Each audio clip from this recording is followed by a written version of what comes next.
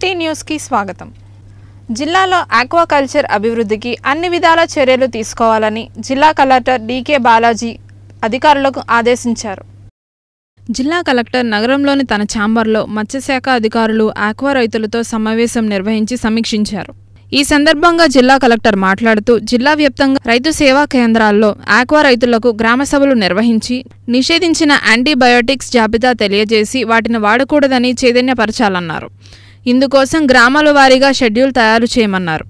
జిల్లాలోని అన్ని ఆక్వా కోళ్లదానా దుకాణాలు, మత్స్యశాఖ కార్యాలయాల్లో, అన్ని సచివాలయాల్లో, రైతు సేవా కేంద్రాల్లో నిషేధించిన యాంటీబయోటిక్స్ జాబితాను పెద్ద అక్షరాల్లో బాగా కనిపించే విధంగా ప్రదర్శించేలా తగు చర్యలు తీసుకోవాలన్నారు. ఆక్వా రైతులు వారు కొనుగోలు చేసిన దానాకు సంబంధించిన బిల్లులను సంబంధిత దుకాణాల నుంచి తప్పనిసరిగా తీసుకుని భద్రపరుచుకోవాలన్నారు. ఆంధ్రప్రదేశ్ రాష్ట్ర ఆక్వాకల్చర్ డెవలప్మెంట్ అథారిటీ చట్టం 2020 ప్రకారం రిజిస్ట్రేషన్ల లక్ష్యాన్ని కూడా సకాలంలో పూర్తి చేయాలన్నారు. ఈ సమావేశంలో జిల్లా మత్స్యశాఖాధికారి చంద్రశేఖర్, ఏడీలు నాగబాబు, ప్రతిభ, రమేష్, ఎఫ్డీఓలు అంజలి, మంజుష, సత్యనారాయణ, స్వామిశేఖర్ తదితరులు పాల్గొన్నారు. ఆర్యవైశ్య సంఘం మచిలీపట్నం మండల అధ్యక్షుడిగా పద్మనాభుని శేఖర్ నియమితులయ్యారు. ఆర్యవైశ్య సంఘం మచిలీపట్నం మండల అధ్యక్షుడిగా పద్మనాభుని శేఖర్ నియమితులయ్యారు. బైపాస్ రోడ్లోని వాసవి భవన్లో జరిగిన కార్యక్రమంలో సంఘ జిల్లా అధ్యక్షుడు సన్నిధి నాగసాయి శ్రీనివాస్ మచిలీపట్నం మండల కమిటీ ప్రకటించారు.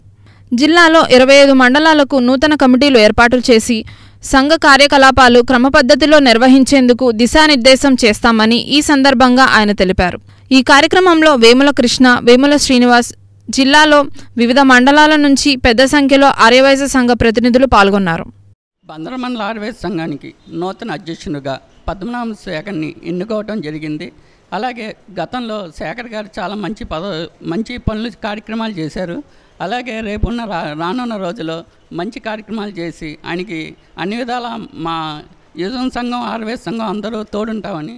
బైపాస్ రోడ్ వాసవి భవన్ నందు కృష్ణా జిల్లా ఆర్యవైశ్య సంఘం ఆధ్వర్యంలో ఈరోజు బందర మండల ఆర్యవైశ్య సంఘం అధ్యక్షుని ఎంపిక ప్రక్రియ జిల్లాలోని వివిధ మండలాల్లో ఇచ్చేసినటువంటి నాయకుల సమక్షంలో ఈరోజు ఈ ఎంపిక ప్రక్రియని చేయడం జరిగింది.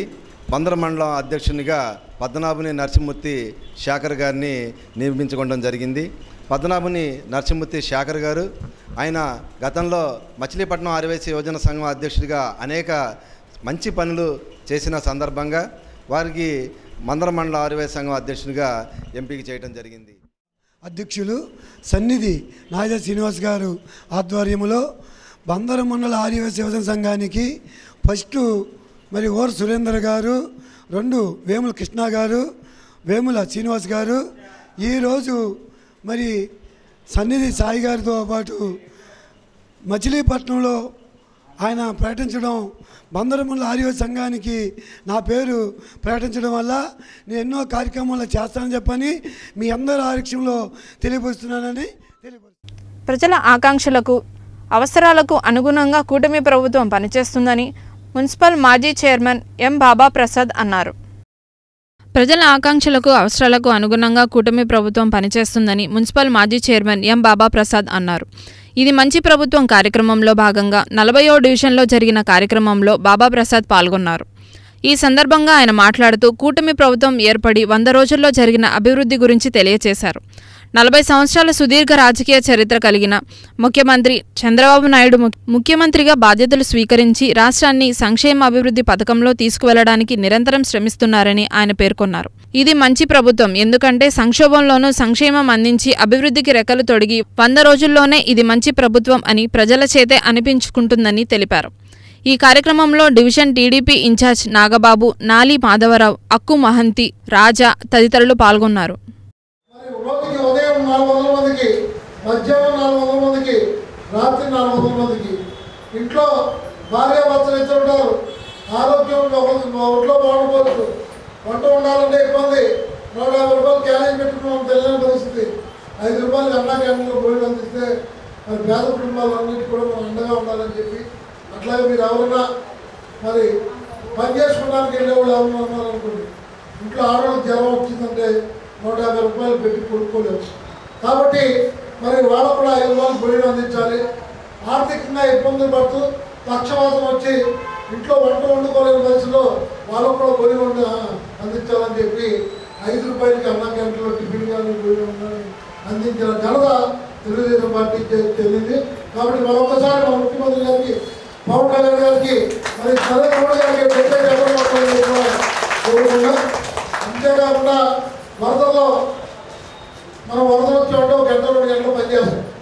కానీ 74 ఏళ్ళు ఆయన రోడ్డు మీద కలెక్టర్ ఆఫీసులో 10 రోజులు బస్సులో నిద్రాహారాలన్నీ మారి దాదాపు రోజుకి 19 గంటలు మరి పనిచేసి అక్కడ ఉన్న పేదవాళ్ళందరూ కూడా భోజనాలు అందాయా, లేకపోతే మంచినీళ్ళు అందాయా, నిత్యావసర వస్తువులు అందాయా, అన్ని వస్తువులు అంది వాళ్ళ ఇంటికి వెళ్ళి మళ్ళీ వాళ్ళు దీపం పెట్టినంత వరకు కూడా 10 రోజులు అక్కడ మరి బస్సులో మత విద్వేషాలను సృష్టించాలని చూసేవారిపై చట్ట ప్రకారం కఠిన చర్యలు తీసుకుంటామని జిల్లా ఎస్పీ ఆర్ గంగాధర్రావు అన్నారు.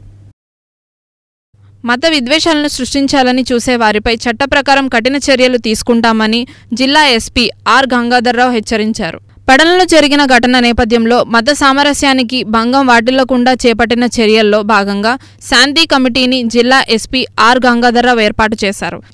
ఈ నెల 15వ తేదీన పెడన బస్టాండ్ సమీపంలో వరసిద్ధి వినాయకుడి గుడి దగ్గర జెండా తోరణాలు కట్టుకునే విషయంలో 2 వర్గాలకు మధ్య జరిగిన గొడవ నేపథ్యంలో అలాంటి సంఘటనలు పునరావృతం కాకుండా ఉండేందుకు జిల్లా ఎస్పీ ఆర్ గంగాధర్రావు ఆదేశాల మేరకు CCS DSP Subhash, Bandar DSP Abdul Subhan, RDO Vani ఇతర అధికారులతో కలిసి పెడన మార్కెట్ యార్డ్లో హిందూ ముస్లిం మత పెద్దలతో శాంతి కమిటీ సమావేశం నిర్వహించి పలు అంశాలను గూర్చి చర్చించారు. ఈ సమావేశంలో Pedana municipal commissioner M Gopal, Pedana MRO ఇతర అధికారులు పాల్గొన్నారు.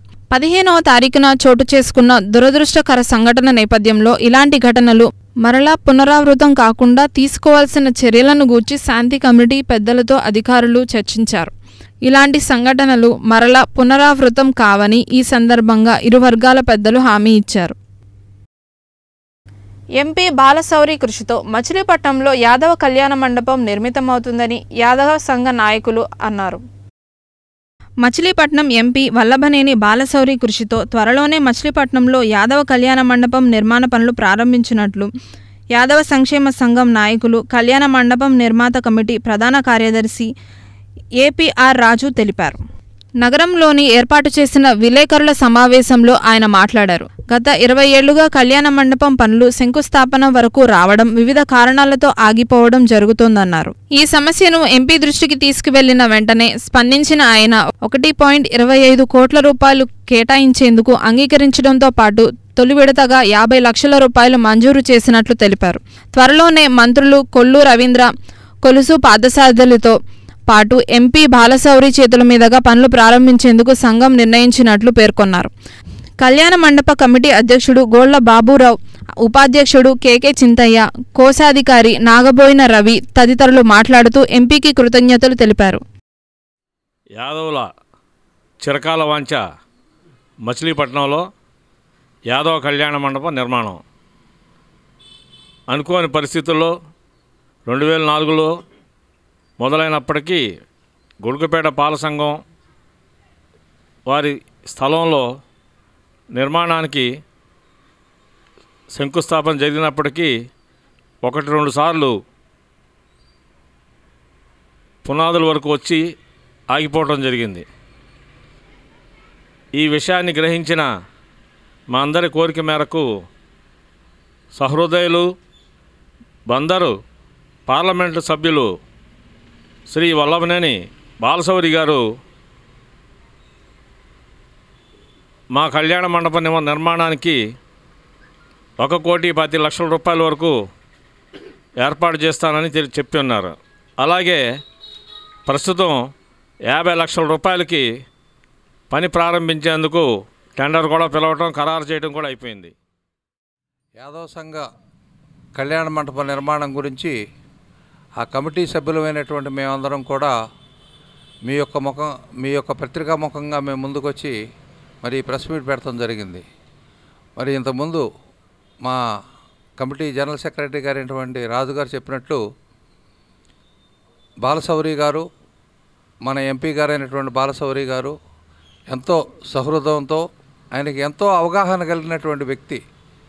మరి అలాంటి వ్యక్తి 1,50,00,000 రూపాయలు మాకు కళ్యాణ మండపానికి ఇస్తానని చెప్పేసి ఆయన ప్రామిస్ చేసి 50 లక్షలు ఆల్రెడీ శాంక్షన్ చేపించి టెండర్ పిలిపించి, టెండర్ కూడా మరి రేపు 6వ తారీఖు 3 నెలలు కంప్లీట్ అవుతుంది.